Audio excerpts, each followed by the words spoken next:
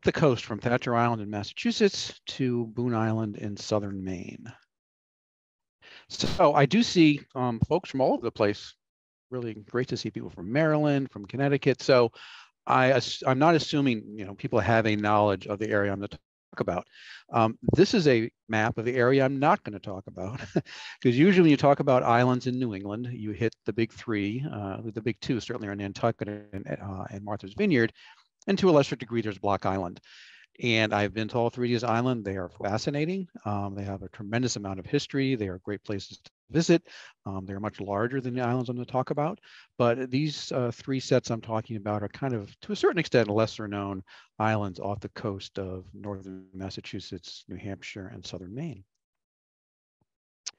So as an agenda, we're going to take a quick look at the economics of colonial America deal and why we need lighthouses. And then we'll quickly get into the various spots we're going to visit, starting off with Cape Ann and Thatcher Island off of northern Massachusetts, Isle of Shoals off of the 20-mile coast of New Hampshire, and then Boone Island off of southern Maine. So the economics of colonial America. Not surprising, colonial America was particularly New England, was a very, very ocean-based economy. And so what you see is the typical exports are of furs, you have fish, ships, obviously. A lot of shipping is done up along the coast. Some of the major shipbuilding areas are up in Maine and Bath, and even in Salem. Salem, I think at the turn of the 1700s, was one of the wealthiest towns actually in the colonies in the United States. And you have timber. And so you have a lot of shipping that's going on here. And you see that as you go further south into the colonies, you have a lot of different type of economics here. And you have rice and indigo, you have cattle down in the southern states. But a lot of the shipping is concentrated up here. It's also going back to England, because a lot of the raw materials are going from New England and they're going to England, which is, we're talking here at the cusp of the Industrial Revolution in the mid 1700s up until the 1800s. And so that's the raw material. And then those are turned into manufactured goods over in England and in Europe. And those in turn come back to the United States. So you have a lot of to and fro going back, and you have a lot of intercoastal stuff going on here. Because like I said, there's a lot of fishing going on off the coast. And we'll see that a lot with Star Island. And so there's a tremendous amount of maritime traffic that's happening in this space. And excuse me, if you've been up to Gloucester, the famous Gloucester fisherman is a statue right around the water, right along the waterfront in Gloucester, with its quote from, I believe, the Bible: "They that go down to the sea in ships that do business in great waters." And one of the things that's interesting about this statue, you see the picture of the statue, it's on Grattan's, Gorton's fishermen and all that. But if you actually go to the statue, there's a semicircle around it, which basically articulates the seamen lost at sea over the course of like 300 years within Gloucester, and the numbers are just astounding. Some years they're in the hundreds, some years they're in the thousands. So it's an incredibly dangerous occupation. I'm sure it's not a surprise to a lot of folks who watch things like Wicked Tuna. It still is today. The Perfect Storm, all that stuff that happened out of Gloucester, but it is and was a very, very dangerous way of making a living. And as a result, you have these lighthouses which are constructed along the coast to help with the navigation. And you end up with a lot of shipwrecks, unfortunately. So this is an eye chart, and I know you cannot obviously read any of these things, but this is just really kind of a shock and awe, or giving you a sense of what we're talking about as far as the numbers of shipwrecks that we're seeing here along the New England coast. And there's so many along Cape Cod that's actually blown out here, and you see all these shipwrecks along Cape Cod. And if you read Thoreau's Cape Cod, his book that was published in 1865 after his death, but it's based on trips he took to Cape Cod in the late 1840s. And in one of the earlier chapters, maybe actually the first chapter, he actually describes a shipwreck on the Cape. And, bodies are washing up, debris is washing up. And this is a way, actually, a lot of the natives are grabbing kind of raw materials. And when these ships break up, a lot of their cargo washes ashore, and it's kind of like, freebies on the beach. And that was a very, very common occurrence, to the case that there's 5,400 shipwrecks off the New England coast. So once again, incredibly dangerous body of water. A lot of shipwrecks are happening during this, and as a result, we have the need for the lighthouses and a lot of the maritime rescues that go on throughout New England.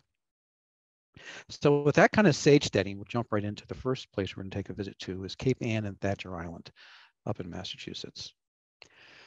So for those of you who don't know, Cape Ann is here in northern Massachusetts off the coast. You see this kind of detail here. There's Cape Cod hanging out here, and Cape Ann kind of hangs out as well. So as a result, it does get whacked by a good amount of storms because as they come up the coast, this is kind of this finger hanging out into the ocean, and it is susceptible to a lot of bad weather. And so here is this little island off of about a mile off the edge, the eastern edge of Cape Ann is Thatcher Island. And Thatcher Island's kind of blown out right here. This is how you have Straitsmith, which I'll get into that a little bit because those two are kind of connected in the fact that they are currently serviced by the Thatcher Island Association, and they've done an amazing job in giving you access and building out some of the facilities so you can actually access these two islands in the summer off the coast of Rockport, Massachusetts. So the first one is really how Thatcher Island got its name. It's a tough story. Basically, Anthony Thatcher is a resident of Ipswich, and his cousin is going to be ordained down in Marblehead as a minister for that parish. So he sets out with 22 additional people to go from Ipswich around Cape Ann and down to Marblehead. And of course, this is 1635. So 1635, Massachusetts Bay, Boston was basically established in 1630 with John Winthrop, Pilgrims in Plymouth in 1620. So this is extremely early with the colonialization of New England. And as a result, roads really aren't a thing. So once again, another reason why kind of shipbuilding and ships and ocean faring is a huge deal in New England is that's how a lot of people transport. So Anthony Thatcher is going on a nice late August day from Ipswich down to Marblehead. Unfortunately, he runs into one of the biggest storms ever recorded in New England. So the Great Colonial Hurricane of August of 1635 hits. And so, like I said, he was accompanying his cousin, John Avery, from Ipswich to Marblehead. The quote from Thatcher is, "Before daylight, it pleased God to send so mighty a storm as the like was never felt in New England since the English came there, nor in the memories of any of the Indians." So, since the English came there, it's not that long a time, and the Indians, obviously, that is a very long time. So this is a big storm. And obviously in 1635, they don't have any kind of weather forecasting, except kind of throw your finger up and see which winds are blowing. And so he's heading out around here in Cape Ann, going down to Marblehead, and this monster hurricane is coming through. And so there are folks who actually are able to, piece together based on first-person accounts. There aren't a lot of, obviously, instruments and things along those lines. So it's kind of almost like forensic meteorology to piece together the damage reports that are written in the first-person accounts and what happens. And so they came up with this basically estimation of, you're talking about 130 mile per hour winds that are cutting through southeastern Massachusetts, and the Cape gets really decimated. But he's on the northwestern fringe, and that's certainly not a pleasant place to be out in the middle of the Atlantic. So as a result, 21 perish. Basically, everybody except for Thatcher and his wife. He and his wife wash up on shore of Thatcher's Island, obviously not named so at that point, and they're the only survivors. It becomes known as Thatcher's Woe, and John Winthrop, the governor of Massachusetts Bay, ends up giving it to him, kind of as, I guess, compensation for the horrible tragedy, but he never actually lives there. He ends up settling down in Yarmouth, Massachusetts, down here in the Cape, and actually he and his wife do have 3 more children, and in the early 1700s, they sell it back to the Commonwealth. So the Commonwealth takes ownership of it again in the 1700s, and later in the 1700s, as we'll see, they build lighthouses on it. So Thatcher Island is not that far off the coast. It's less than a mile. You can see it from land very well. This is right off the edge of Rockport. This, I believe, is Long Beach, which is along the eastern end of Gloucester and Rockport. So it's very, very visible from land. And it's just amazing when you see how secluded it can be in a storm, because the actual sea is less than a mile going from the mainland over to Thatcher Island. But the big thing that creates a lot of problems around Thatcher Island is this partially submerged reef called Londoner Reef. And this was a metal marker that was put, and I couldn't find out what the date when this was put in there, but it's been there for a long, long time. But this basically is a marker of where Londoner Reef actually is. And so it's at low tide, it's barely submerged, but this is the part that makes Thatcher Island particularly dangerous, because you see the island kind of back here, but out here is this partially submerged reef, and this is what ends up being a problem for a lot of the ships. Like I said, that marker is still here today. And fast forward in a couple of hundred years, almost 300 years, you have the next wreck that is kind of related to Thatcher Island. This one is the wreck of the Portland. It's called the Titanic of New England. It happens in late November of 1898. And this passenger boat, the Portland, SS Portland, which goes on a route from Boston to Portland fairly regularly, ends up getting into some trouble. So it's a pretty big deal. I mean, this is in its day, like I said, even to this point, I mean, the railroads are there, obviously, by the time we get to 1898, but sea travel is still very prevalent. And this journey from Boston to Portland goes 9 hours. And like I said, it happens pretty frequently. And it's a $2 round trip. You pay an extra $5 for a stateroom, since it's a 9-hour trip. It can be kind of overnight, and that helps with sleeping accommodations. There's 25 tons of coal are used. So once again, you have the steamship paddle wheel with 25 tons of coal on it. And there's no ship to shore communication on board. And up until this point, it has a perfect safety record. So once again, this is a pretty frequent thing. I mean, I guess you can kind of consider it almost the airplanes of its day, but unfortunately, things don't go so well. So on November 26th and 27th in 1898, you have, which for those of us who have lived in the New England area for a while, remember the perfect storm of 1991. This similar thing kind of happens in November of 1898. And these two storm systems merge, creating this incredibly big storm. And you have 100+ mile-an-hour winds. Some places have 40 inches of snow. From New York up to Maine, you have this storm really covering a large part of the East Coast. And Cape Cod actually gets hit the hardest. And in its day, it was considered the worst blizzard since the blizzard of '88, which is only 10 years before. But I will say, when I was growing up in upstate New York in the 60s and 70s, the blizzard of 1888 was still used as the barometer for like the worst storm. So any storm you got, if it was like the blizzard of '88, that was going to be a big one. But this one was only 10 years after. And so it ends up being this big storm. And there's a lot of controversy, as there always is with all these wrecks, as to, the captain's decisions, the obviously decision to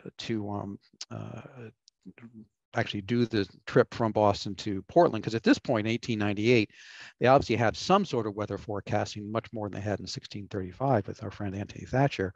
But still, there's a lot of imperfection, a lot of controversy. This captain kind of had a record of like always making his time. You have that kind of stuff going on. There's a perfect safety record. So there was, and once again, there's no radio communication. So he sets off from Boston, and people don't know what happened to him. So unfortunately, it sinks. And they don't really know where the boat is. And the last time it's seen is off Thatcher Island. And so Thatcher Island, as you can see, was on its way from Boston to Portland. And so the ship does get past Thatcher Island. Typically in storms like this, they will go into a harbor, a safe harbor. And so they were, waiting for communication, telegraph, did the boat pull into, whatever, Portsmouth or someplace on the way up to Portland, and they can't find any record of it. So all hands are lost, including the crew and the passengers, about 65 crew and 120 to 130 passengers. And like our friend Thoreau, bodies and debris wash up on Cape Cod. And so it looks like, and we'll see in a map in a second here, it looked kind of like the nor'easter, which is a wind coming down from the northeast. It's kind of driven the boat almost south. And there was some speculation that it actually may have rammed another schooner on the Addie East Snow. And a lot of things come out of this. It's a big deal. It's a huge wreck. Obviously, you see the Boston Globe. This is big news. And there's a lot of things that really could have been done better. Certainly, they had no record of who was on the ship, no ship manifest. So one of the things that does come out of this crash or this sinking is the fact that they now are actually going to keep track of who is on the ship, because there's all kinds of stories about the people who were going to be on the ship and didn't, and then people who actually were not supposed to be on it, and it turned out later on they were. So, for days, I think even if not weeks, there's all kinds of ambiguity of, is so-and-so lost on this sinking of the Portland. So it's an incredibly tragic story. And our friends at the Disney Channel, Discovery Channel, have done a little mock-up of what it might have been like for the Portland to actually be overcome by the weather and sink.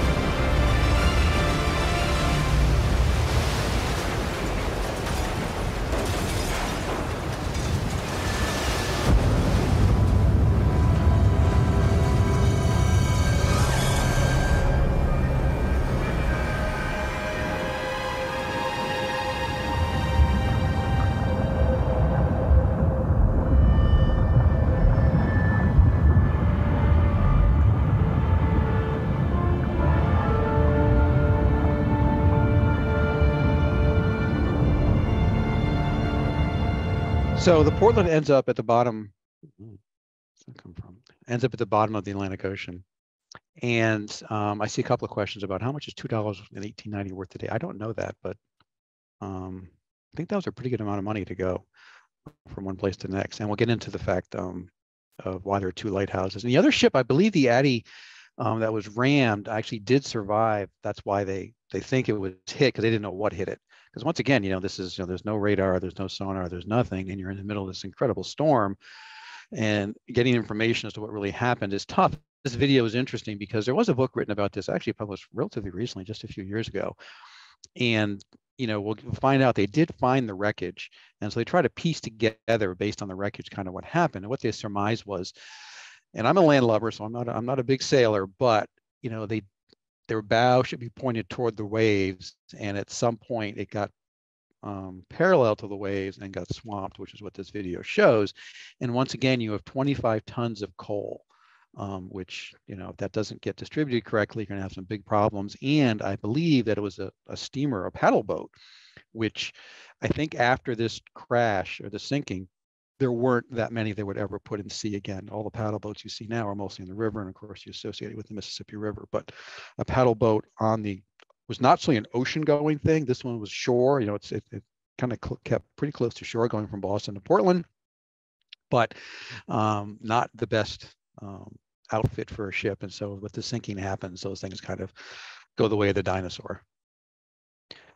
So as I mentioned, the shipwreck, the debris and everything ends up washing up on Cape Cod. So you see the boat, the ship leaves from Boston, going up to Portland, and everything starts washing up here. And so they kind of surmise that it may have actually, because you see Thatcher Island's up here, and this is the last time it's seen. So it potentially is kind of up here, getting driven by the northeast winds. And so it kind of ends up, which is this place called the Stellwagen Bank, which is actually a national marine sanctuary. And the 1980s, it is actually discovered on the floor there. And I guess because of possible scavenging and other things, the actual location really isn't publicly known, but there was a separate confirmation in 2002 that validates it is the Portland. And this little clip actually shows a little bit of what some of the video taken down at the actual wreck scene on the floor of the ocean looks like.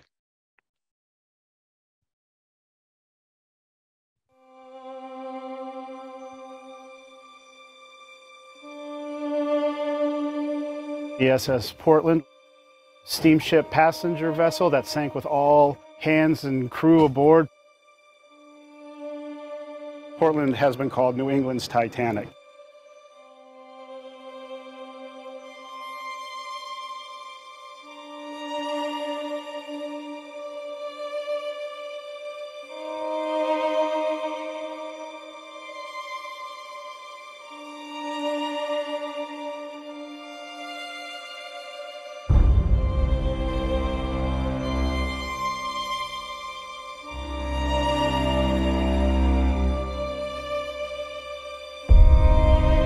current technology, we can bring the public there.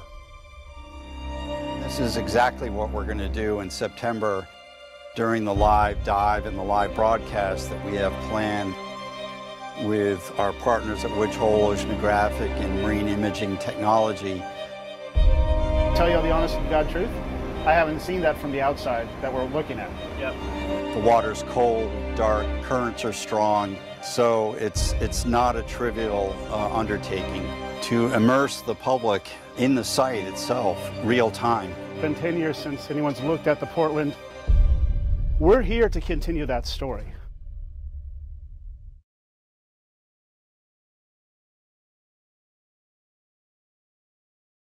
I'm on mute. Sorry about that. Woods Hole is a gem of New England. It's the Oceanographic Institute down in southern Cape Cod, and they are at the cutting edge of technology of all kinds of different things that are used for sea exploration. I believe they were hooked up with Ballard, who did the Titanic. And actually, a gentleman I grew up with, Mike Purcell, if anybody knows Mike Purcell from Guilderland, New York, he went on to work at Woods Hole and actually had a lot to do with a lot of these submersibles that are used. So it's a phenomenal institute down there in Cape Cod if you ever get a chance to go down there, and they do allow visitors there. And the last part of Thatcher Island I'll get into is the Mayhem part, and this is a crazy story. There is a mafia hitman named Joe the Animal Barboza, and so he is actually, this thing doesn't work here. He's a mafia hitman. He's actually Portuguese. So he believes, and I think it's accurate, he can only rise so far in the Italian-controlled New England mafia. So he ends up flipping and becomes government witness against New England mafia. I think Raymond Patriarca was the head of that family. And so he's going to testify, and to keep him safe while they're waiting to testify in the trial, the FBI decides to keep him on Thatcher Island. So in October of 1967, he's actually sequestered on Thatcher Island with his family.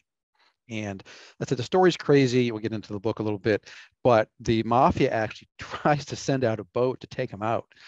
And as the story of this boat goes kind of alongside Thatcher Island, and they're going to assassinate Joe the Animal Barboza, but there's like 15 FBI agents, and they all come walking out with their submachine guns, and the boat decides to turn around. So it's really, really a bizarre story. And then it gets even more bizarre because he becomes kind of the first, if one of the first, if not the first, who goes into the FBI witness protection program. Unfortunately, it doesn't really end up that well. He's murdered in San Francisco as a member of that program, which hopefully they've improved that since then. But he was defended by the famous defense lawyer, F. Lee Bailey, who had a very famous quote about him, and he died. He goes, "With all due respect to my former client, I don't think society has suffered a great loss." So Joe the Animal Barboza is kind of a cartoon character in a very nasty way. And there was actually a book written about him in 2013, and it was actually optioned for a movie in 2018. I can't find out if it's actually going to be made or not, but the movie was going to be called Thatcher Island. And there's a book, Casey Sherman, he writes a lot of true crime books based in New England. He wrote one on the Boston Strangler, wrote one, I think, on a serial killer in Cape Cod, which is being made into a series on either Netflix or somebody called it, I think, Hellbent. But he wrote this book, Animal: The Bloody Rise and Fall of the Mob's Most Feared Assassin. And this Joe the Animal Barboza is just an awful, awful person. But they kept him safe on Thatcher Island for a month while he testified, and he did put a lot of the mafia dons and the New England mob in jail in the late 1960s. But let's go to modern day Thatcher Island, and it's about 50 acres, and it's controlled partly by the U.S. Fish and Wildlife Service, and the southern end is by the town of Rockport.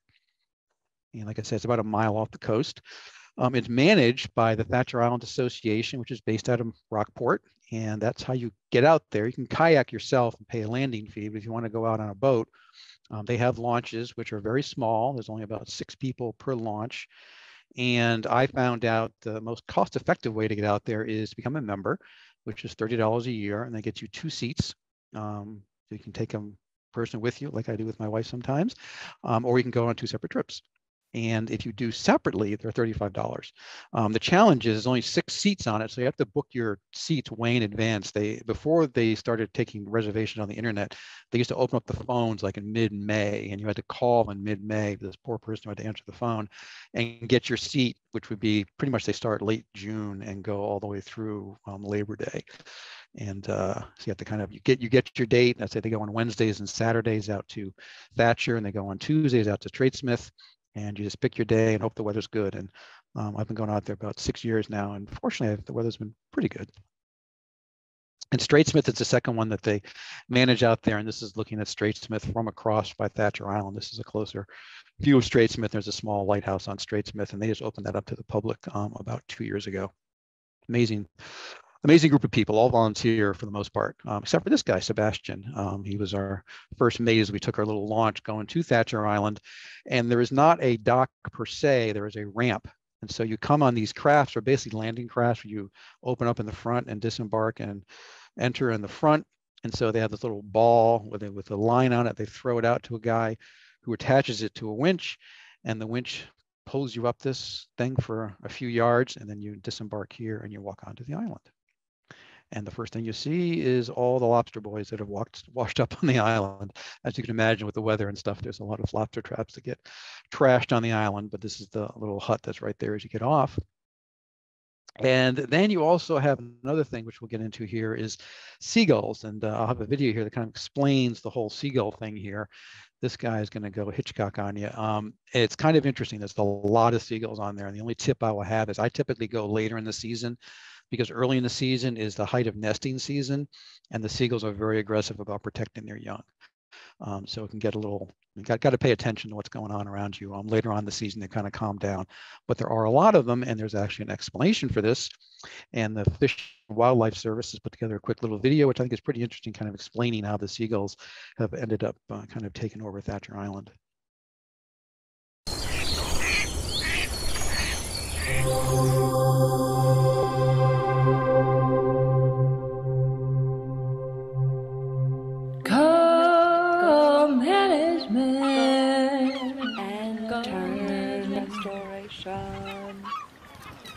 On a journey, 6 biological staff went to conquer the infested rocks. Thatcher Island was the name of the place. They found the population. Wait a minute, stop the frame. Where are all the terns, the common, Arctic, the roseate? They used to live here about 50 years ago. All I see now are the big herring and blackback gulls. You see them? They've overpopulated the island. It's a story something like the Lorax. The terns lived on this island. They called it home. They foraged for their brood and watched their young grow. At the turn of the 19th century, big feathered hats were all the rage. It was the millinery trade. They were selected for their elegant plumage, and the populations began to fade. While the populations were weak, another pressure came onto the screen. In the 70s, a new regulation, unlike what others had seen, required open landfills to be sealed, which was previously gull feed. The gulls' inflated numbers fled the trash heaps. They found Thatcher Island, and they made the terns leave. Their population expanded, reaching thousands upon more. Blackbacks inland and herring gulls down by the shore. But don't you fret, the story has not ended yet. What? There's more to come? Indeed, with bravery and dedication, biologists scamper the rocks. It is a mere poke in the yolk that brings the growing gull to a stop. The goal here is to restore the terns. We have high hopes, and we have much to learn. The tern populations may return to their native place. The journey will be long, but our stewardship is vital and may be their saving grace. So it's kind of a great example of the law and unintended consequences as these series of things happens. And I will say the gulls, I mean, you can't really overestimate how many gulls there are there. Like I said, there's volunteers out there, and some of them do overnight in the keeper's house. And we were talking to one last summer, and he said at night, it's just unbelievable how loud it is. And last summer was rough because, as you remember, last summer was kind of dry. So as a result, there wasn't any rain, and all the gull guano was everywhere. So it was a little bit of a challenging time out in Thatcher Island. But the gulls really do totally rule the roost there. So they're known as Anne's Eyes. The first lighthouse was built there in 1771. And I believe that was actually two were built there in 1771. And then the current towers were built in 1861, and they're 124 feet tall. I think about 160 to 180 steps. They are in a north-south axis. So when the lights line up and you only see one light, you know you're looking north-south. And so I guess there's a few lighthouses that are done this way, and it's a way of, another different way of being different to allow navigational. They have different lights, they have different colored lights, they have different frequency of the beam, the flash, and all that stuff. So with this one, they decided to do two. I know there was the Three Sisters were down on Cape Cod. They've been moved a little bit inland on the Cape, and you can see them down there near Brewster, I think. But obviously, for the most part, there were single lighthouses. But this one, this one is really designed for the Londoner Reef, where I think most lighthouses up until this point were really markers for a port. So you have Portland Headlight, you have Boston Light, which is the first one that was ever commissioned in the United States. Those are kind of the reasons for the lighthouses. And then you start getting these lighthouses built, which really are warnings against dangerous areas, and the Londoner Reef is a dangerous area by Thatcher. And like I said, you can walk up the South Tower. This is from a portal looking out of the South Tower going toward the North Tower. It's 160 to 180 steps. And like I said, you have to book your launch way in advance. And I was there a few years ago on the hottest day of the year. And I will say the 100 and some odd step thing was the woman at the top. They have a docent who's actually at the top of the South Lighthouse who can tell you what was going on. I think she was a bit shocked when I got up there because it was very sweaty. And it's a beautiful place for photography. They have a heliport here.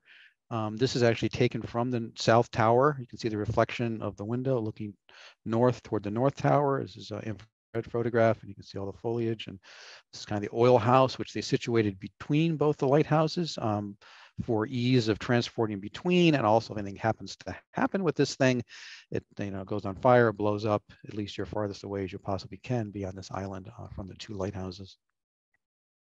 And it did have a first order Fresnel lens for all of you aficionados of lighthouses. That's the strongest Fresnel lens that was made. It is actually a display at the Cape Ann Museum in Gloucester, which is relatively recent. It used to be down at the U.S. Coast Guard Museum down in New London, Connecticut, and it was moved there to Cape Ann, I think, in the last 10 years. And this picture doesn't really do it justice. I should have had somebody stand next to it. This thing is giant. It says 12 feet tall, and it's 3 tons. So these lights, I mean, they use all this, Fresnel developed all these lenses and everything to take a very, very small piece of light and being able to, some of these things, I think the first order lens may go like 20 miles. So this has all been replaced by LED technology today, and it's automated, but that was what they used back in the 1800s, early 1900s. And it's a pretty place. I mean, there's, lots of vegetation, lots of walkways around, and there's a path all the way around the island. And obviously you have your two lighthouses as a focal point. It's a pretty place, but it's, it's an island, and islands, as we'll find out, they are tough places, and they're unforgiving places. And certainly Thatcher Island is that. And so I've been going there for about 6 or 7 years, and I've experienced everything there, from incredible wetness to incredible heat to incredible dry to incredible amount of gulls. Interesting place. And they had this railroad track system. You saw the picture before. You had the oil house in the middle of the island, and so they had a lot of stuff there moving around. And so they have to move these, large quantities of stuff. I'm sure there was some coal involved, and there's oil involved, and they got to go between two towers. So they built this railroad system with this turntable there, which is pretty neat. And you can still see that. And so we can walk down the ramp, actually hop in the launch, and we can bid adieu to our friends at Thatcher Island and head about 40 miles north. And so a couple of questions, I'll take some questions on Thatcher. I see a couple of questions about how long can you stay. The trips are about 3.5 hours. So you leave, anyway, they leave every hour. every hour, every half hour, beginning like 8 in the morning. So you get an 8 o'clock launch, and you have to get back on the 11:30 launch. So you have an assigned launch when you come back. So you have to, they have their seats of 6 people. So the same 6 people that go off in the 8 o'clock launch are the same ones that come back on the 11:30. And staying overnight, like I said, they do have volunteers, and people do become lighthouse keepers for, I forget what the tenure is, but that's something you have to be a member of and be involved in the volunteer and stuff like that. I said lighthouse keepers. It's amazing the amount of work these people do out there. They've done an incredible amount of carpentry, serious cement work, and building the ramps both on Straitsmith and on Thatcher Island. Every time I go out there, these people are not Sunday carpenters. I mean, they're people who know what they were doing. And, they had other lives, but they definitely were, serious, at least serious hobbyists, if not actual professionals. And even some of the people who run the launches, one of the guys who's the captain of the launches, he's a retired Navy submarine captain. So some pretty serious talent out there to keep Thatcher Island going. And, would I suggest visiting? I think it's a fascinating place. But it's not, it's not like you just walk up to it and you can, like a lot of lighthouses on the coast, you can kind of drive up, port in the headlight, you can drive up there, get out, walk around, get back in your car and go home. All these places are not that. They do require a little bit of effort to do it. So like I said, we'll head 40 miles north up into New Hampshire/Maine and the Isles of Shoals. And so a little orientation here. These are the Isles of Shoals off the coast of New Hampshire. This is Portsmouth here, Maine, Kittery Point right here. You can see this a little bit more, only 20 miles of coastline here in New Hampshire between Massachusetts and Maine. And the actual state line for Maine and New Hampshire goes through the Isles of Shoals. This becomes a little bit of an issue when we talk about the murders on Smutty Nose, but Appledore and Smutty Nose are in the state of Maine, and the other islands, Star and White being the most prominent, are in the state of New Hampshire. And this is kind of a cool little visual. This is basically the Isles of Shoals, and you can see how far on the land, because this is the coastline as you're going from Cape Ann all the way around to Cape Nettic in Maine. And what you can see from the Isles of Shoals, you see you kind of can't see Thatcher because it's tucked a little bit behind here. Straitsmith is kind of over here. And then here on the east, you can see Cape Nettic, which is where the Noble Light is, and Boone Island's kind of out over here. So when I was a kid, I summered on Long Sands Beach up here in York, near York Harbor in York Beach, and I can barely see Appledore and White Island. So at night you could see the lighthouse from White Island. Obviously you could not see Thatcher, and looking over this way, kind of almost straight out, you can see Boone Island. So we'll start with Star and White Island. And Star Island and White Island, this is the hotel, and this is the original hotel on Star Island. Was built in 1873, but it burns 2 years later. If you're familiar with a lot of the resort hotels in the New England Adirondack area, most of those do end up burning, but they built a new one right after it. The kind of funny thing is this one was a very high-end luxury hotel. It was basically some financier from Boston actually ends up kind of financing this stuff and owns it. So when he builds the second version, he kind of cheaps out, and it's not nearly as luxurious. And ironically enough, this is the same one. So most, stuff has been, certainly updated, and boards have been replaced or whatever. But this basically is the structure from 1875. So the fact it's still there is astounding, and we'll get into that in a little bit. But it is kind of ironic that it's not a luxury place. This is some pretty rustic living when you stay out here. It ends up being bought in 1916 by Oscar Layton, who was Celia Thaxter's brother, and we'll get into Celia's story in a second. And they formed the Star Island Corporation and buy the island for $16,000 in 1916. And eventually, and this is how I knew it as a kid, conferences begin being held out there by the Unitarians and the Congregationalist churches. And so, to my understanding, up until relatively recently, it was pretty much exclusive to the religious conferences in the summer. But they've opened it up to secular conferences. And I stayed out there in 2006 as part of a photography group. I'm a member of the New Hampshire Society of Photographic Artists. They used to run a yearly photography trip in September out to Star Island. They've since ceased that, but I spent 4 days and 3 nights out in Star Island about 16 years ago, and it was absolutely fascinating. And the White Island Lighthouse, which is where Celia Thaxter grew up, right off the western edge, I believe, of Star, that was built in 1821. And Celia's father was Thomas Layton, who was the lightkeeper of White Island. And the interesting thing about these lightkeepers is a lot of it, they were political appointees, which I don't think people really understand that. And so he actually ran for governor of New Hampshire, loses, but he gets appointed the lightkeeper. And then, as we'll see when we get into Appledore Island, he ends up becoming quite the entrepreneur and really starts a lot of the stuff that happens in the Isle of Shoals in the 1800s. But the story I was familiar with, I went to the Isles of Shoals as a very, very young boy, probably 10 years old, a day trip. You can take boats out of Portsmouth. I think they still run boats out of Rye, New Hampshire as well. And I wasn't familiar with the Smutty Nose murders, which we'll get into, but I was familiar with this. As a 10-year-old, this kind of fascinated me.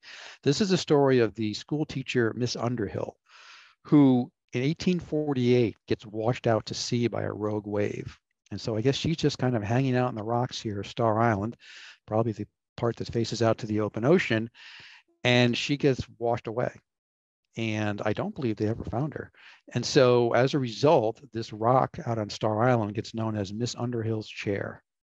And so this just absolutely was, I think, probably / terrified me / fascinated me when I went out there for a day trip back about 50 years ago.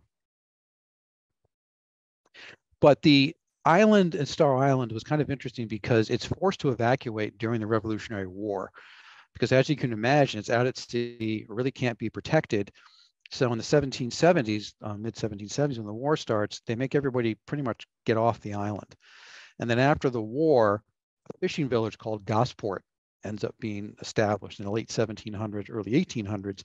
And this is the Gosport Chapel, which is built, I think, in 1800s, a stone chapel. Still there today. When you're out in Star Island, pretty much every night they have a candlelight service, which is kind of a rite of passage as you're a resident, as you're a visitor out in Star Island. And for photography, I mean, I was lucky that those 4 days, 3 nights we were out there was just phenomenal because we had thunderstorms, we had fog, we had beautiful sunsets, we had nice light, decent clouds. It was an amazing kind of cornucopia of photographic possibilities there for 4 days and 3 nights. And these places aren't big, so there's no, long drive to see the sunrise. You just basically fall out of bed in the hotel, go out the front steps, and Mother Nature's right there for you. So it was a pretty amazing place as far as photography goes. A lot of great subjects. And you've got, like I said, it hasn't changed a lot probably from the 1870s. You get your meals family style. This is a dining room, kind of reminds me a little bit of the movie Shining to a certain degree, but got that kind of old vibe, but it really is a throwback.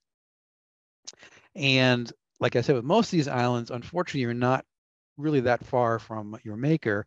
And so there's this small cemetery, which is right smack next to the Oceanic Hotel.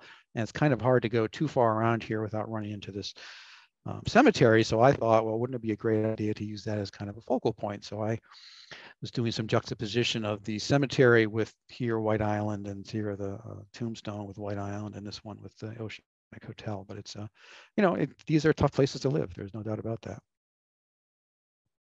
And White Island is right off, like I said, the western edge. There's a cairn here, which is built on Star Island. You can see the White Island Lighthouse in the background. This is kind of a close-up with it. And once again, there's not much on this island. And Celia Thaxter, the famous poet, she grows up with, I think, 5 siblings, I believe, with Thomas Layton as an innkeeper here in the 1830s. So it really is a pretty small spit of land. And I know there's the head of, at least the former head of the Lighthouse Historical Society, Jeremy Detremont. He's done presentations for libraries. He goes into a lot of the stories with the families on these islands. And you can imagine, at 50,000 feet, it sounds kind of glamorous. Then you start giving any kind of thought to it. It was like, these are rough places to live. And when we get to Boone Island, we'll show a little bit more how challenging that was. But it's a pretty place. This is really looking over the Gosport Harbor, which you have Smutty Nose Island here, which we'll get to, and Appledore, which we'll get here. This is just a very nice, chairs on the deck, but you do have your little cemetery kind of out there. And this is interesting. It says, please put out your cigarettes. When you go to Star Island, literally within the first half hour of you there, you get what is called the fire talk. Because you're out like 7 or 8 miles out at sea. There is no fire department. They give you this whole spiel about, fire is a big deal. And so the fact this thing has survived since 1875 without burning down is phenomenal. And so basically, if you light up a cigarette, you're on the next boat out, no questions. So it's kind of ironic. At some point, they told you before you went to stairs to put out your cigarette. So how it survived from 1875 is pretty amazing to me. But they make it very, very apparent when you're on that island as soon as you get there that it is very serious business. And ironically enough, one of the guys who I became friends with out on the island, like I said, it's rustic, and so we ran into this room that had outlets, and we were charging our devices and our camera batteries. So we became friendly, and turns out that he was a fireman out in Rye, New Hampshire, and subsequently becomes the fire chief in Rye, New Hampshire. His name was Paul Haas. And he was saying, yeah, it's like, if there's a fire out there, it's going to be a long time before any fire will get you. So you're on your own. And they make that very, very clear when you're on the island. And like I said, the island gets populated in the early 1800s with this village at Gosport, and they do more than fishing. They actually have animals. This is a turnstile, which will let people through, and sheep will not be through.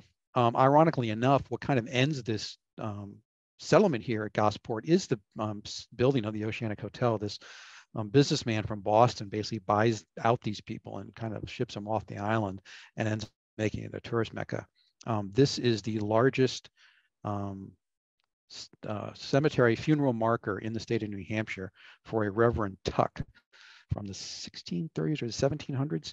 Unfortunately, he was a slave owner, but fortunately for him, one of his descendants is the Tuck who the Tuck School of Business at Dartmouth is named for. So in the early 1900s, he financed a marker for this guy's grave, and this thing really sticks out on Star Island. Like I said, it was beautiful vistas. We got all kinds of atmospheric stuff going on. So as far as a photographer goes, it was an amazing 4 days to be out there. And Mother Nature gave us the whole gamut of what she has to offer in early September in the coast of New England. So moving over from Star Island to Appledore, this is Celia Thaxter's home base for many years. And like I said, her father, Thomas Layton, he was a lightkeeper, but also an entrepreneur. And he gets the idea in the late 1840s to build a hotel out here. And, once again, this is pretty revolutionary because, the tourist industry as we know it doesn't really start till after the Civil War. I think you could argue that probably Niagara Falls is one of the earliest, what we consider a tourist destination. I think that really got kind of developed in the 1870s, but he's doing this in the 1840s. And so he's got quite a suite of stuff here. And he's got all these hotels in Appledore Island. So Appledore Island becomes quite a destination for well-to-do summer visitors in New England, and even international. If you're familiar with the Treaty of Portsmouth, which ended the Russo-Japanese War, that was negotiated by Theodore Roosevelt, and I believe he won the Nobel Peace Prize for it. That was actually signed at the Wentworth by the Sea Hotel in Newcastle, right outside Portsmouth. And in 1905, when they had the negotiations, the delegates from both Russia and Japan went to Appledore and met here. I'm not sure if they considered if they actually did some of the deliberations here. They might have, but it was quite a place. Unfortunately, like most of these things, in 1914 it burns, and obviously this is right before World War I, and so it does not get rebuilt, and Appledore kind of goes into disarray for years. But it does have its heyday with Celia Layton Thaxter, and she was quite a popular very widely read poet and prose writer in the late 1800s in America. And she's a daughter of Thomas Layton. Her husband is Levi Thaxter, who is a big mucky muck in Boston and introduces her to a lot of cultural luminaries. And it becomes kind of a salon out at Appledore.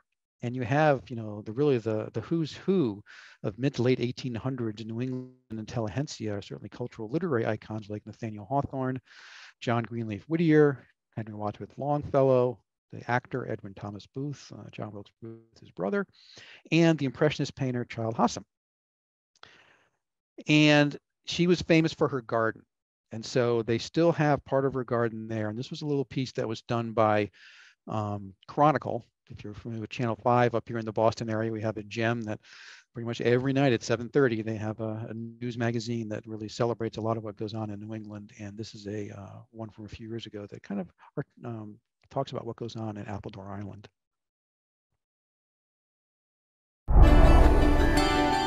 They float on the horizon just within sight of land. 9 islands, 8 miles off the coast of New Hampshire and Maine, the Isles of Shoals.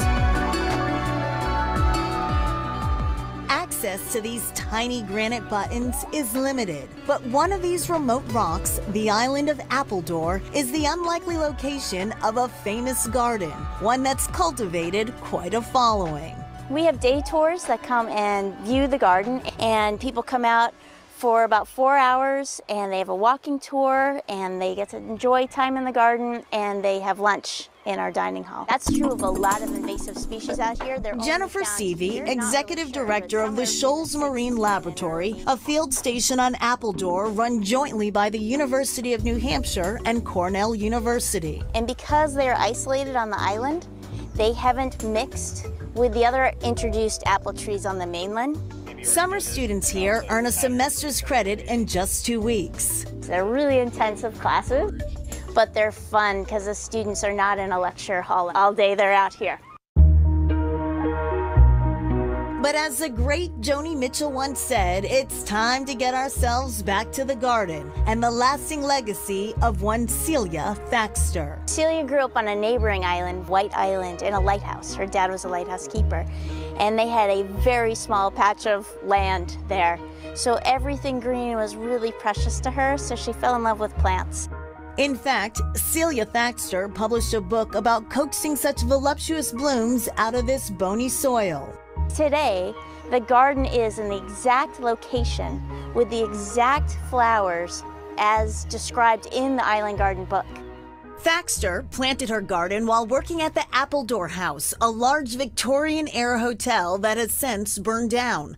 A published poet, Thaxter hosted many well-known writers and artists: Emerson, Hawthorne, and most especially the painter Childe Hassam. The garden is featured in a lot of his work, a lot of his early work especially. Hassam fell in love with Appledore, returning time and again to capture its color, texture, and cast of light. It continues to work its charms on artists today. Appledore in particular has been a destination for artists for over 100 years. And I think that's, the same reasons artists come out here now as the reasons they came out there then, which is that it's a very elemental place. Chris Volpe is artist-in-residence at the Shoals Marine Lab. As such, he spends time with the students here, lending his aesthetic sensibilities to their scientific pursuits. The trade-off? Volpe gets a lot of alone time. It's amazing to be standing on a rock in the middle of an ocean with no one else in sight for hours on end. Absent civilization, you get a little closer to the elemental forces, I think, that drive the planet and that drive us. There are indeed elemental forces at work on Appledore. Just try not to be too alarmed at the roving bands of youth armed with sticks. No, this isn't Lord of the Flies. Students carry sticks to ward off gulls protecting their newborn chicks. And tours of Cecilia Thaxter's garden.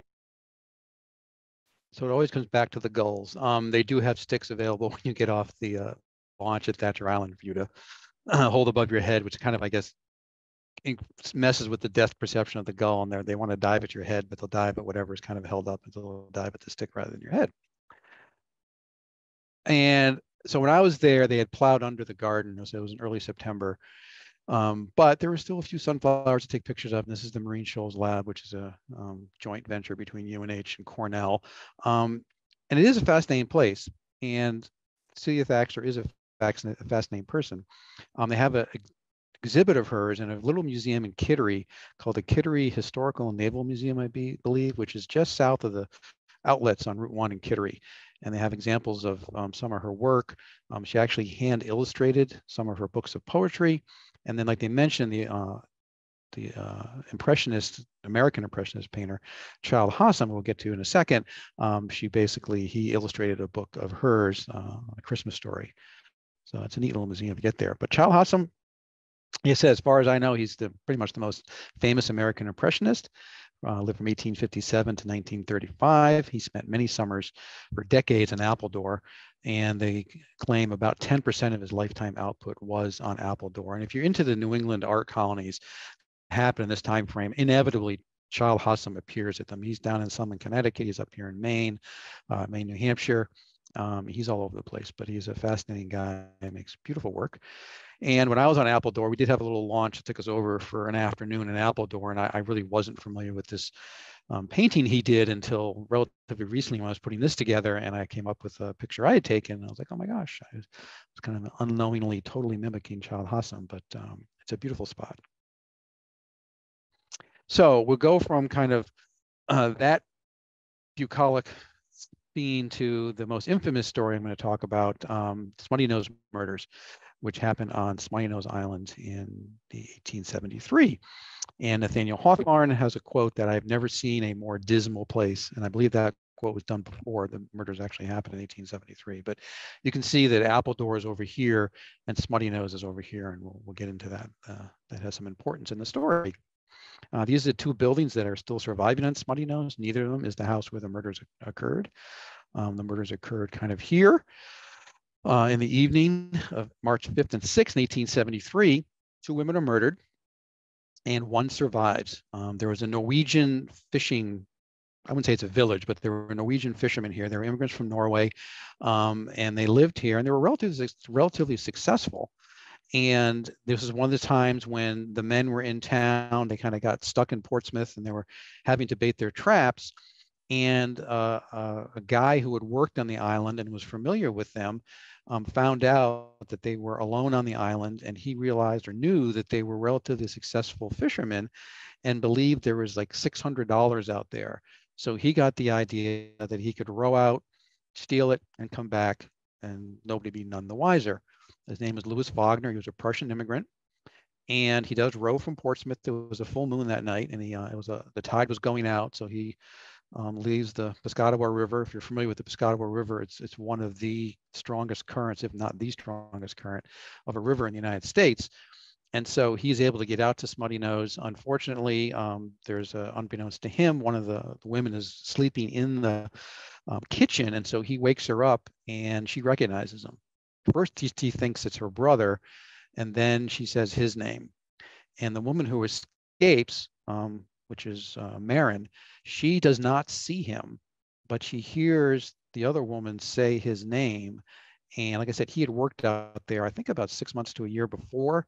And so she saw this kind of dark figure, and she escapes.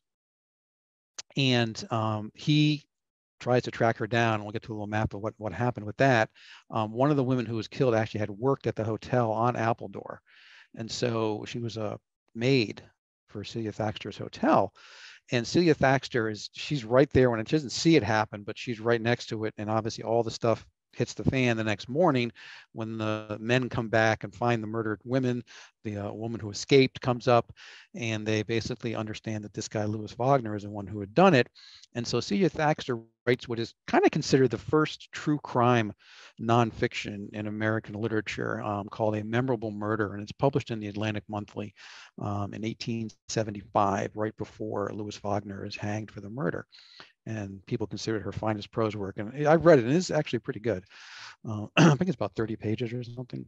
So this is the infamous of the infamous as far as crimes of the century, until Lizzie Borden, which happens about 15 years later in 1892. But Louis Wagner is arrested, and he pleads innocent. I guess he's quite a charismatic guy. Unfortunately, I think you can use the term sociopath. But he has people who are kind of on his side, and there is, they don't have a really good explanation of who else would have done it, because it's in the snow, it's in March, so there's still snow on the island, and there's footprints of 11 size 11 shoe in the snow, and of course there's 3 women there, and none of them have a size 11 shoe. But Marin runs from the house, goes all the way back to the edge of the island with her dog, who she's trying to keep quiet, and hides here all night long in the early March until he actually docked his rowboat here. He of course searches for her, doesn't find her, leaves, rows back to Portsmouth, dumps the boat. People see him actually coming, looking very disheveled. And so it becomes this huge, you have multiple newspapers going on. One of the newspapers in Portsmouth is kind of saying he did it. Other ones are casting questions on it. He himself even starts, insinuating that maybe the woman who escaped did it. But there's really no motive for that, and really no evidence. I mean, obviously, you're talking about circumstantial evidence. There's no fingerprinting even at this point. Obviously, no DNA. But he does go to trial. And one of the big things was his defense lawyer was trying to actually get it put into a different jurisdiction, because there was this whole thing about, was it in Maine or was it New Hampshire? And he tries to waylay a lot of things to, bringing up old deeds from the 1600s, trying to show it in a different jurisdiction.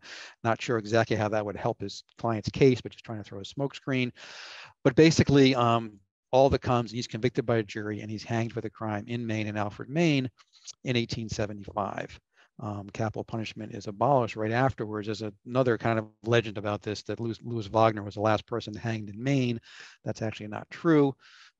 They abolish it, but then they reinstitute it and then abolish it again. But he kind of plants a seed, and the seed becomes a little bit more prevalent in the fact that Marin did it. And so there's this thing that happens like in late 1870s, this conspiracy theory that Marin gives a deathbed confession that she actually did it.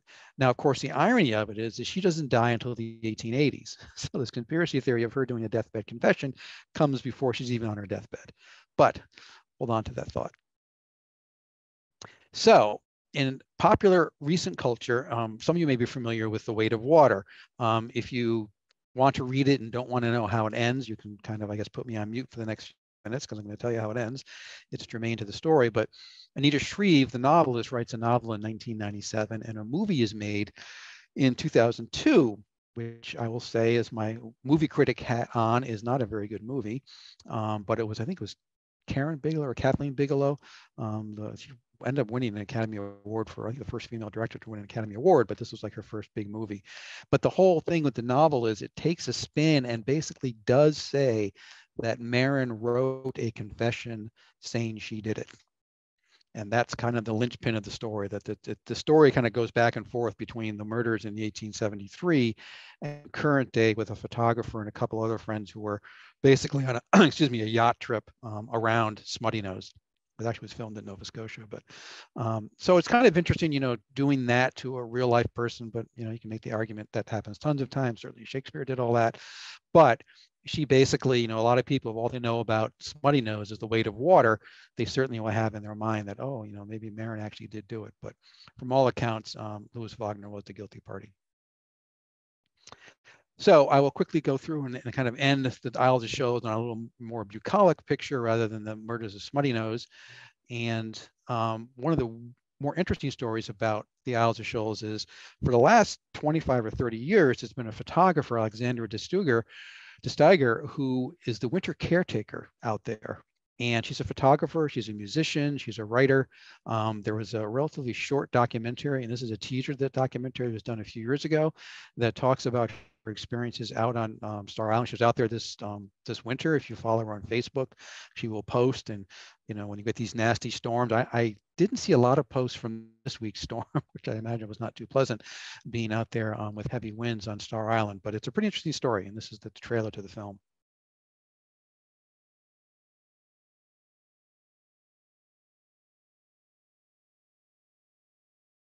There's maybe 15 to 20 wild Canada geese that winter here, and they're able to survive. It's a real lesson, because there they are, and they're struggling along through every single day and every storm, and yet each morning they're so excited to greet the morning and to be alive. And I want to go through life like that. Like a goose. Like a goose, yeah.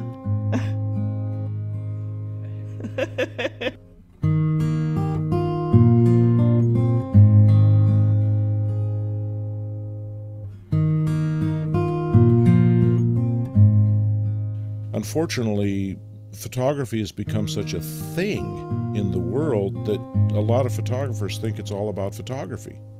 You just seem like a very calm individual, going with whatever comes your way, Yeah, on the island, whatever mood strikes you is what you go with. It's kind of like the weather, you know, whatever comes along naturally. What's sacred to me is the sublimity of the natural world and how it makes you feel small and humble and grateful. With the sea and the sky surrounding this island, there is a sense of the vast and the mysterious. There's always the far horizon and, you know, the depths of the ocean, and it's sublime. There's something about solitude that quiets my mind, and I start to realize what's really important. I just express these essential things with my work.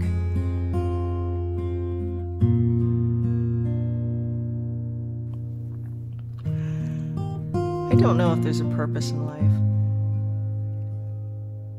What I do know is that we are not the purpose of life. That I know. I think life is its own purpose, and whatever that is a mystery, and I'm okay with not knowing. Yeah, I'm okay with not knowing.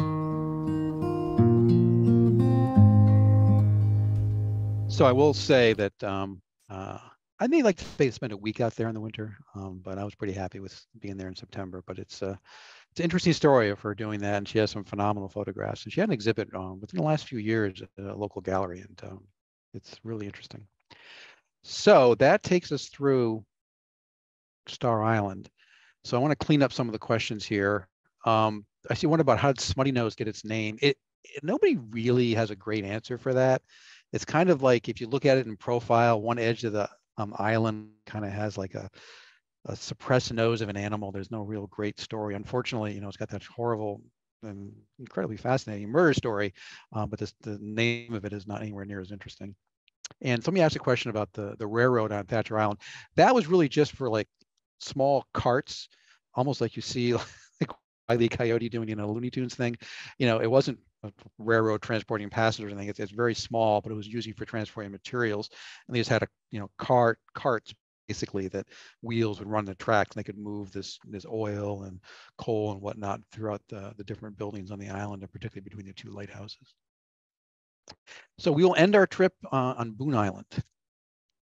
But definitely the most desolate of our island trips, but the one I am probably most familiar with. So Boone Island. Celia Thaxter has a quote about Boone Island. Boone Island is the forlornest place that can be imagined. A slender column against the sky. Sometimes it looms colossal in mirages of summer. In winter, it lies blurred and ghostly at the edge of the chilly sea and pallid sky. So like I said, I spent my summers, or at least a month of my summers, in southern Maine on York Beach, along Sands Beach in York. And certainly her quote about Boone Island being a mirage, even Appledore, you can see Appledore from Long Sands, and it would place your eyes in the mirage, and the heat would play some really funky tricks. I remember Appledore, actually, one time we were convinced it was an aircraft carrier, but it wasn't. And Boone Island can seem like it's levitating over the ocean and stuff, so it's pretty neat. Very mysterious place. So here it is, off the coast. Here we have Cape Nedick Light, also known as a Nubble, right here off of Sohere Park. In York, a little bit different view of it going up the coast of Maine. You have Boone Island up here, Whaleback is here, Isles of Shoals will be down kind of over here. And you head up the coast going toward Portland, and a bunch of lighthouses up here in the northern part of Maine, on the Sunrise Coast. So this is a Nubble Light. If you haven't been there and you live within an hour's radius of where I am, then shame on you. You need to get up there. It's a cool place. You won't be alone. But you can see Boone Island kind of off to the right here. You can see Boone Island in the distance. And this is Boone Island, seen from the parking lot of the Nubble Light. This is an infrared version. You can really kind of sort of see it right here. But it's about 8 or 9 miles out at sea. And with a high-powered lens, sometimes, this was done, I want to say the fall, the sun will rise right alongside Boone Island and make it look a lot bigger than it is. It's a pretty small island, but like I said, it's very dramatic. It's the tallest lighthouse, certainly in New England. And kind of like in Gloucester, here in York Harbor Beach is just behind here. This is their fisherman memorial, and Boone Island is very prevalent there. You have Noble Light over here, but this is their fisherman memorial. And then here along sands is a marker that kind of explains about Boone Island and some of the stories, which we'll get into. One very notorious story. And that was told by the author Kenneth Roberts, who folks don't really probably familiar with him as much anymore. He was a very, very popular historical novelist back in the 1930s and 40s. Boone Island actually was his last book, which I think was published in 1956. Unfortunately, he was also a kind of raging anti-immigrant, and the Saturday Evening Post back in the 1920s was leading the vanguard of the anti-immigration sentiment in the United States, which got codified in the immigration laws of 1924, signed by Calvin Coolidge. This kind of plays into a little bit about how he tells the story of Boone Island. He takes the side of the captain, but it's not considered one of his best novels. I was fascinated by it because it was a subject on something I would seen off the coast. So when I was in high school, I actually read the book in one day. And it tells the story of the shipwreck in 1710, 1711 of the Nottingham Galley, which is a relatively small ship as far as ships go back in those days, 50 feet long, 12 feet across, and it has a captain and 13 crew members, which its cargo of butter, cheese, and cordage, which is rigging and rope, which becomes important in the story. And it's actually bound for Boston, leaves Ireland on September 24th, which is a bit late for a transatlantic crossing, and then gets kind of hung up in the Atlantic with lack of winds. So it's a month behind schedule. And as a result, as you see in these other shipwrecks, it gets caught up in one of the notorious storms in New England that we just had a couple of days ago in a nor'easter, and it wrecks on Boone Island on December 11th, 1710. You know, typically when you're doing these transatlantic crossings, you don't want to be in that area in December, and particularly this time in history. You know, particularly for those of us who grew up in the 60s, that was considered cold. Well, back in the late 1600s, early 1700s, I guess it was a mini ice age, and so it was super cold. And this is brutal conditions on this collection of rocks off the coast of Maine. And so he's stranded with his crew members, and they're wrecked on December 11th. They attempt to make a boat. They said they had this, they're able to scavenge some stuff from the wreck. Cheese, actually, they get little balls of cheese, and they have this cordage, which they use to kind of make insulated socks, footwear. I mean, they have nothing. And, you know, they're stranded on this, they're wet, they have no fire, they have no shelter. And they're stuck on this, you know, nub of land in December of 1710. They subsist on seaweed and mussels. And according to different accounts, they do get a seal at one point. They attempt a raft. One of the seamen and a guy only known as the Swede, they basically build a raft. After the first one gets swamped, they try again with, they can salvage some cord or some wood, and they can salvage some of this rigging to try and, you know, construct something. I think they actually like lash their hands to the wood so they won't move, and they try and go to launch themselves to shore because they can see smoke. I mean, it's only, you know, 9 or 10 miles off the coast. You can see it. You can see land. Certainly on a clear day, it's not, you know, out of the question to see land relatively consistently, particularly when you get these crystal clear days that you can see in December in New England. And unfortunately, they try this last ditch attempt, and it kind of succeeds, sort of, because one wash is frozen on the beach in Wells, and that's a signal to the people on land that there's something going on. Like, where did this guy come from? And the only reasonable explanation, there are no other islands really off the coast here. So the only explanation really is the fact that there must be somebody out on Boone Island. So the ship's carpenter ends up passing away. And the captain, John Dean, in a previous life, he was a butcher. So some of his crew says, why don't you do what you used to do? And they do end up eating this guy. And ironically, this is after the guy is washed ashore. So the people on the mainland are actually trying to get a rescue party, but the weather's not that great, so they can't get out there because the weather is stopping them from doing it. So they make the decision to, plunge into this cannibalism, which will forever stain them, obviously, and then, and also makes the story will be told forever. If you have cannibalism in your story, you're going to go down in history, unfortunately or fortunately. If you want to be remembered in history, they'll get it for you, but for a bad thing. And so you have throughout history the Alive thing in the Andes, and you have the ship, whaling ship, the Essex. All these cannibal stories are kind of fascinating and repulsive, so it gets told. And this whole story, the accounts that are told by various parties, mostly the captain and the first mate, are very contradictory. And they end up, we'll get to this in a second, they end up kind of playing out in the press as it was in the 1700s London.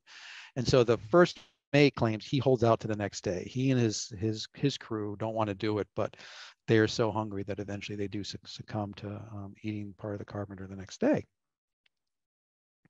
But unbeknownst to them, the first rescue boat is actually on its way. And so it comes out just a couple of days later on January 2nd. I don't believe they actually take anybody off the island at that point. But they've been, I think somebody comes on, because once again, you see there's really nowhere to land on this place. It's just a bunch of rocks, a lot of submerged reefs around here. Is very, very difficult. So obviously people who are coming out to rescue, they're concerned they don't want to end up like these guys. So they are able to get them some stuff. I think they're able to get them fire, able to get them some sort of canvas so they can have, a little bit of shelter. And then they go back and they come back 2 days later on January 4th, and they rescue the remaining crew. And 10 of the original 14 survive. So they're brought into Portsmouth. They're nursed back to health. A lot of digits are lost, a lot of frostbite, but 10 of the 14 do survive. And it becomes the most infamous maritime event as far as like English maritime history is concerned. This is a big deal. And this story becomes really the biggest maritime story up until the HMS Bounty happens about 70 years later, with Fletcher Christian and William Bligh. But this is, quite a story. It's pretty, I mean, not a lot of people know about it. Certainly Kenneth Roberts' books brought it to the forefront there about 60, 70 years ago, but it is a relatively untold story at this point in the game. But in its day, it was incredibly notorious. So what you have is the captain and his brother are actually on the boat, and the first mate, Christopher Langman, and his crew, and they get themselves back to England. And they're basically, because there's, cannibalism involved, everybody's trying to spin the story and, obviously come out to their best advantage. And there are implications and accusations from the first mate that basically Dean and his brother were trying to scuttle the boat to get the insurance. There's accusations that they had overinsured it, and even before the voyage got full underway, they tried to sell it to a French privateer, because at that point the French and the English were at war, which they kind of constantly were for a couple hundred years. So they're both literate. And there are all these broadsheets within the pub community within London, and there are these narratives. And so typically, Kenneth Roberts takes John Dean's side. And if you read the book, it's over the top how much like John Dean is just kind of like, heroic figure. And this guy is just trying to undermine him at every single way. Every single thing that John Dean does, Christopher Langham is trying to undercut him. So that's why the book it's very black and white. Doesn't have a lot of nuance. The story is interesting, but he really kind of goes over the top. And so a gentleman wrote a book not that long ago, less than 10 years ago, and he kind of looks at it through a different lens. And once again, you're trying to piece something together from 300 years ago, but he comes up with that this guy's story actually may have been more true than John Dean, because ironically, John Dean really can't get a job in the English Navy. So he ends up going to Russia, of all places, and works in the Russian Navy for like 20 or 30 years, which can kind of be an implicit, judgment on how the powers that be in the English Navy felt about him. But that's a really complicated story. Obviously, 300 years in the past, we can't agree on stuff that happened 2 years ago.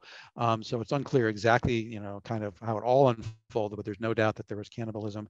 But there's also no doubt they survived basically 3 weeks in incredibly, incredibly brutal conditions on a nub of land. Because Boone Island it's only 14 feet above sea level. So they were constantly getting washed, the waves that come up, and they were getting sprayed by the water. So once again, they don't have any kind of shelter, and they're getting wet, which is a bad combination for yourself in December, no matter what time, no matter what year it is. But the tower is 133 feet tall, the tallest in New England. So it's about 10 feet taller than Thatcher Island. 1799 is when the beacon was first lit, and the current tower was built in 1855. Basically, for those of you from around here, remember the blizzard of 78, that kind of washed everything away except for the tower on Boone Island. And that was really the kind of last straw for the Coast Guard. And they're saying, we're going to automate this thing. So basically in 1980, they automated it because up to that point, Boone Island was pretty remote. And the keepers, there were no families there, it was just keepers, and they were rotated on and off the island, 2 weeks on and then 1 week ashore. Very similar if you're familiar with the offshore drilling that happens down the Gulf of Mexico and how people staff those things. Very similar type of thing that happened in Boone Island. So Boone Island was a pretty rough place, and automation has been a good thing for that. And it had a Fresnel lens, second order Fresnel lens. It's further out in the ocean. It doesn't need to have the power that the first order had at that Thatcher Island. But as I mentioned before, there's this neat little museum down in Kittery called the Kittery Historical and Naval Museum. It had the Celia Thaxter artifacts that I showed you earlier. It also has the Fresnel lens from Boone Island. As soon as you walk in the door, it's right here. There's a quilt of Boone Island and some other artifacts of Boone Island, but it's a really neat little museum that I didn't know existed till about 6 months or a year ago, right south of the outlets in Kittery. So the final trip is, how do you get out to Boone Island? Because I've been looking at Boone Island from the shore for over 50 years, and it's become kind of a mythical thing for our family. Is like, how do you get to Boone Island rather than like renting a boat or something? Well, there is a place called the Echo Adventures out of Kennebunkport, Maine, which runs a boat pretty much during the summer. I think it's at least once a day out of Kennebunkport down to the Noble Lighthouse. And then you bang a turn and go out to Boone Island. And the boat it's a little bit, this is an older version of it, but it's not that much different. The unique part is you straddle this seat, and these boats go very fast. It goes out, tops out like 40 miles an hour, 45 miles an hour. So it's kind of a thrill ride. And it's not cheap. It's like $99 to go out there. But for you, dear viewers, my wife and I went and did this last September. Always wanted to go to Boone Island, and this was an excuse to do it. So we did it. And my wife, Lisa, who's on the call, she put together a little video of kind of sort of what it's like to blast out to Boone Island.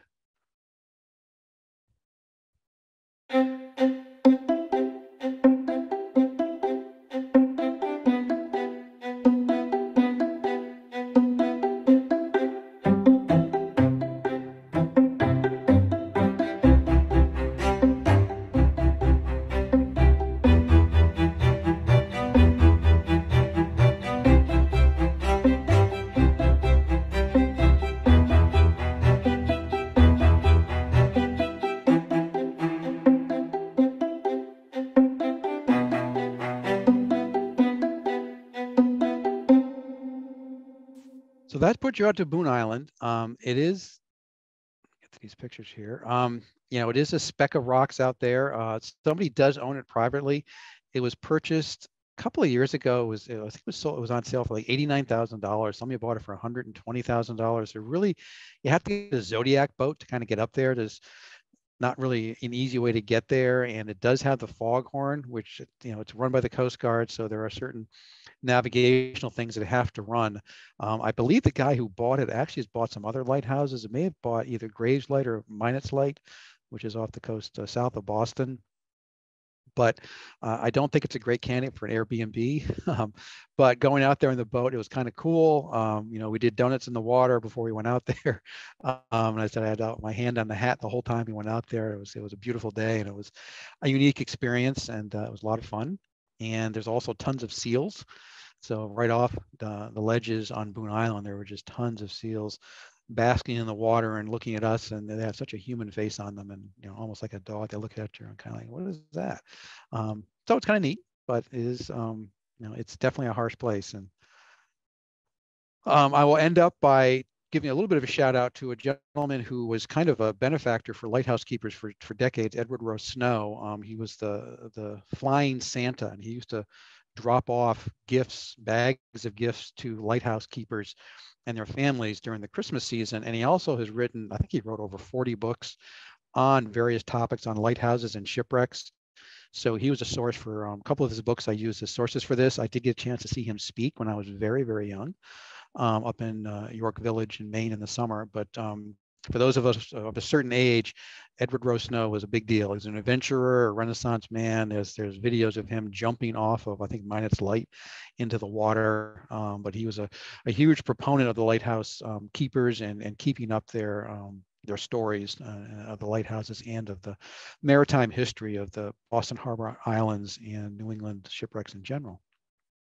So as I mentioned at the beginning, lots of kind of backstory I used to put this together. Pretty much everything's available through the Merrimack Valley Library Consortium. So thank you so much to them. And every week when I show up at Chelmsford Library for my weekly stash of information, it's amazing what you can get through these networks. If you want to follow me, I'm on Instagram at bmagphoto. I have a website at bmagnuson.smugmug.com. And I'm on Facebook at Bruce J. Magnuson Photography. I do have an entry in the Griffin 29th Annual Juried Members Exhibition. It'll be going up in mid to late April. I just found out yesterday that one of my images was chosen for that. So I'm very happy and proud about that and honored to be there with a bunch of other 59 other photographic artists. And the next talk I'm working on, which is to be scheduled probably sometime in the later spring. My daughter is over in Athens, Greece on a Fulbright fellowship for 10 months. So my wife and I have had the pleasure of going over there once in November, and we're going back in a couple of weeks. And Greece is a fascinating place and something I knew very little about as far as their more recent history. So I put together a presentation that deals with a little bit of the ancient history. Obviously, you can't get away from that in Greece, but to me, it's actually more interesting into the current history, and it's very complicated and very fascinating. And we ended up getting exposed to some of it in a very real way on November 17th last year. So with that, a couple of minutes for any more questions. Oh, somebody went out to the Harbor Islands with Edward Rowe Snow. Yeah, he used to give the narrated tours. That was before my time in Boston. I would have loved to listen to it. All right. If there are not any other questions or comments, I thank you so much for your time. Glad you could spend a Thursday night. And look forward to seeing you at a future talk. Thank you so much.